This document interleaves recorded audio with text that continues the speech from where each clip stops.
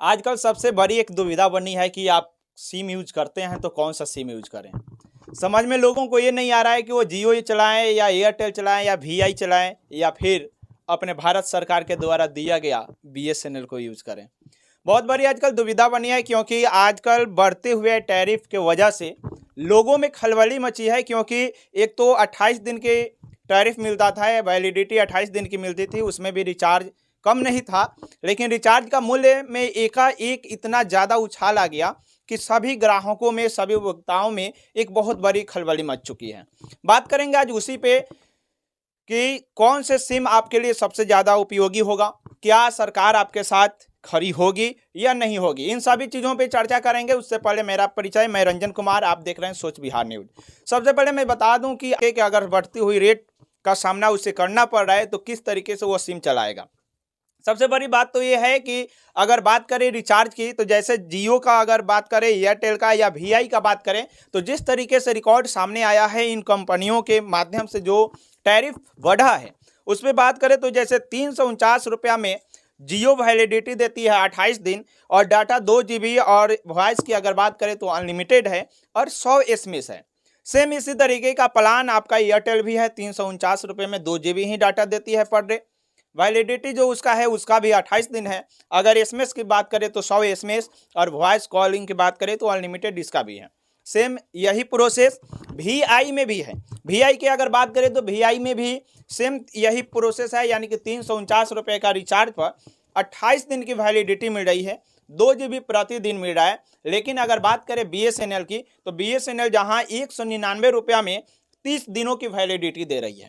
सबसे बड़ी ये बात है कि इसमें 2 दिन एक्स्ट्रा है, बाकी कंपनियां 28 दिन दे रही है जबकि यह 30 दिन की वैलिडिटी दे रही है। उसमें भी अगर टैरिफ की बात करें, अगर रेट की बात करें तो 199 रुपये में आपका 30 दिन की वैलिडिटी दे रही है। उसी के साथ अगर बात करें SMS की तो 100 SMS इसमें भी है। लेकिन अगर बात करें वॉइस कॉलिंग की तो ये अनलिमिटेड तो रखा ही है, लेकिन एक चीज़ इसमें सबसे बड़ा चीज़ देखना होगा कि 2 GB के साथ साथ यह 30 दिन की वैलिडिटी दे रही है। कहीं ना कहीं 2 दिन की अगर वैलिडिटी बाकी सिमों पे कम हो रही है तो 4 GB आपका डाटा जाता है। 4 GB डाटा तो उसका ऐसा ही चोरी हो जा रहा है। ऐसा ही कंपनियां 2 दिन, महीना से 30 दिन जो होती है उसमें से 2 दिन गायब कर दिया। सबसे बड़ी चीज़ तो ये सोचने वाली बात है कि 30 दिन की महीने में 28 दिन की बात कर रही है। अब बात करें अगर इसके आगे की प्लान की, तो अगर आगे की प्लान की बात करें तो जियो 859 रुपया में 84 दिन की वैलिडिटी देती है। आज 859 रुपये में 84 दिन की वैलिडिटी देती है। डाटा की बात करें तो 2 GB ही डेली देती है। वहीं पर अगर एयरटेल की बात करें तो 979 रुपया में 84 दिन इसकी वैलिडिटी है। लेकिन अगर डाटा की बात करें तो सेम डाटा 2 GB प्रतिदिन और वहीं पर 997 रुपया में वीआई देता है 84 दिन। सोचिए इनके प्लान कितना महंगा है और डेटा में कोई सुधार नहीं, डेटा 2 ही GB। लेकिन अगर वहीं बात करते हैं अपने बीएसएनएल की, तो बीएसएनएल 599 रुपया में आपको प्रत्येक दिन 3 GB देती है। 599 रुपया में प्रत्येक दिन 3 GB डाटा देती है, वो भी पूरे 84 दिनों के लिए। अब देखना यह है कि क्या हमारी भारत सरकार प्राइवेट कंपनियों के साथ खड़ा होती है या फिर अपने देश के जो बीएसएनएल है, भारत संचार निगम लिमिटेड जो है, इसके साथ खड़ा होती है या फिर उपभोक्ताओं के साथ नाइंसाफी करती है। इन सभी चीज़ों पे बात करेंगे बारी बारी से, लेकिन आप पूरे वीडियो को देखिए, स्क्रिप्ट बिना किए पूरे वीडियो को देखिए, आपको सारी चीज़ों की जानकारी प्राप्त होगी। देखिए सबसे बड़ी चीज़ है कि अगर हमारे भारतीय कंपनी की बात करें, बीएसएनएल की बात करें, तो बीएसएनएल पिछड़ने का एक ही कारण है कि उसने टावर पर ध्यान नहीं दिया, अपने नेटवर्क पर ध्यान नहीं दिया, जिसके कारण 2006 और 7 के बाद उसमें थोड़ी सी कमी आने लगी।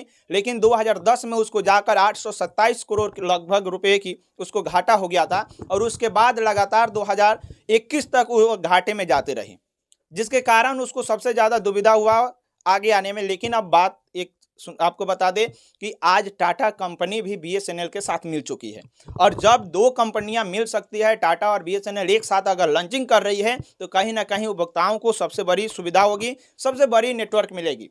मैं बता दूं कि पिछले 1 साल में लगभग वो पूरे भारत में 1000 से ज़्यादा टावर लगा चुकी है। लेकिन आने वाले 2025 तक बीएसएनएल का टारगेट है कि लगभग 1 लाख टावर पूरे देश में लगाने की, जहां पर 4G से एक ही बार 5G में बदलने के लिए भी टेक्निकल पर काम हो रहा है। बहुत सारे ऐसे टेक्निकल यूज कर रहा है टावर में जो लगातार 4G से डायरेक्ट वो 5G में कन्वर्ट कर सके, जिससे ज़्यादा फायदे हो और खर्च कम हो, जिसके कारण उसका टैरिफ रेट कम रहे। लेकिन इन सभी चीज़ों के पीछे सबसे बड़ा मार करता है कि आखिर जियो, एयरटेल या VI, यह सभी के सभी कंपनियां आखिर इतना टैरिफ बढ़ाया क्यों। सबसे बड़ी चीज़ ये है कि आखिर ये टैरिफ बढ़ाया क्यों, इसके पीछे का रीज़न क्या है। तो मैं बता दूं कि अभी आपने देखा था कुछ दिन पहले इलेक्शन बीती है, उस चुनाव में बहुत सारे चीज़ों को, बहुत सारे मुद्दाओं को रखा गया, लेकिन कहीं ना कहीं टेलीकॉम विभाग को इस पर ध्यान देना चाहिए कि जो रेट बढ़ रही है उस पर कहीं ना कहीं पाबंद लगाना चाहिए। मैं बता दूं रिकॉर्ड के अनुसार कि एयरटेल कंपनी या रिलायंस या जियो जो भी कंपनियां हैं, सबसे पहले तो मैं बता दूं कि भारतीय जो एयरटेल है उसके अगर सब्सिडी की बात करें तो वह चुनावी बॉन्ड के रूप में भाजपा जो सरकार है उसको 234 करोड़ रुपए का सब्सिडी दिया था, यानी कि चंदा के रूप में उसको इलेक्शन लड़ने के लिए दिया था। सोचिए, जो कंपनी 234 करोड़ रुपए चंदा के रूप में देता है तो क्या वह अपना रिचार्ज टैरिफ बढ़ाकर वो अपना पैसा नहीं वसूलेगा। कहीं ना कहीं अगर बात करें तो रिलायंस की अगर बात करें तो 375 करोड़ से ज्यादा चंदा के रूप में भाजपा को दिया। उसी के साथ साथ अगर बात करें शिवसेना या राष्ट्रवादी कांग्रेस पार्टी की, तो राष्ट्रवादी कांग्रेस पार्टी और शिवसेना को भी रिलायंस कंपनी ने 35 करोड़ रुपए का चंदा दिया था। सोचिए, जो कंपनियां इतनी बड़ी बड़ी रकम देती है चुनावी मुद्दा को सामने लाने के लिए, चुनाव लड़ने के लिए, जो कंपनियां इतनी बड़ी बड़ी रकम देती है, कहीं ना कहीं वो फ्री का तो रकम नहीं दिया होगा, वो कहीं ना कहीं भारतीय लोगों से तो जरूर वसूल होगी। लेकिन यहाँ पर सरकार को मिला और भोग कौन रहा है, इसका परिणाम, दुष्परिणाम किस पे पड़ा, तो हमारे जनता पर, उन सिमों को यूज करने वाले उन उपभोक्ताओं पर इसका परिणाम पड़ा। और मैं बता दूं कि BSNL की अगर बात करें तो BSNL 2006 से 2007 में अगर बात करें तो वह लगभग 7.5 करोड़ का उसको सबसे ज़्यादा लॉस हुआ था। ठीक है, सबसे पहला अगर लॉस की बात करें तो BSNL को 2006 से 7 में उसका 7.5 करोड़ रुपए का घाटा हुआ था। उसके बाद उसने अपना स्थिति फिर से सुधारा और आने के बाद 2006 के बाद यानी कि 7 और 8 में उसका काफ़ी ज़्यादा लॉस होने गया और लगातार उसमें लॉस होते गया, जिसके कारण कंपनियां टूटने लगी। और इसके पीछे का सबसे बड़ा मैं बता दूं कि टेलीकॉम विभाग के जो मंत्री हैं उन पे सबसे ज़्यादा ये जिम्मेवारी होती है कि हमारी अगर कंपनी डूब रही है तो कहीं ना कहीं हम अपनी कंपनी को आगे लाएं और देश की सेवा में उसको जुटाएं।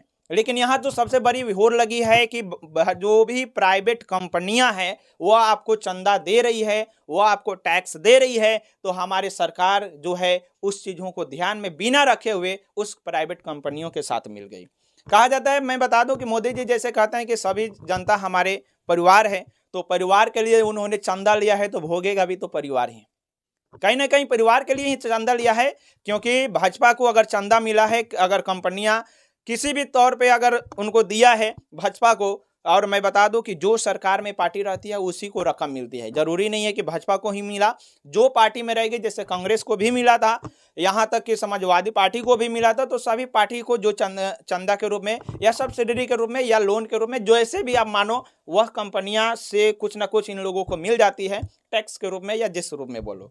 क्योंकि यहाँ पर बहुत सारे ऐसी चीज़ें हैं। अगर मैं बात करूँ BSNL की तो 2006 से 7 में लगभग इनका रेवेन्यू जनरेट जो हुआ था 7.5 करोड़ रुपए का हुआ था, वहीं एयरटेल का 5 करोड़ और रिलायंस का 4 करोड़। सोचिए, अगर 2006 और 7 में BSNL अगर इतना ज़्यादा प्रॉफिट कमाती है 7.5 करोड़ रुपए का, जबकि एयरटेल की बात करें 5 करोड़ और बात करें अगर रिलायंस की तो 4 करोड़, तो कहाँ BSNL पीछे था।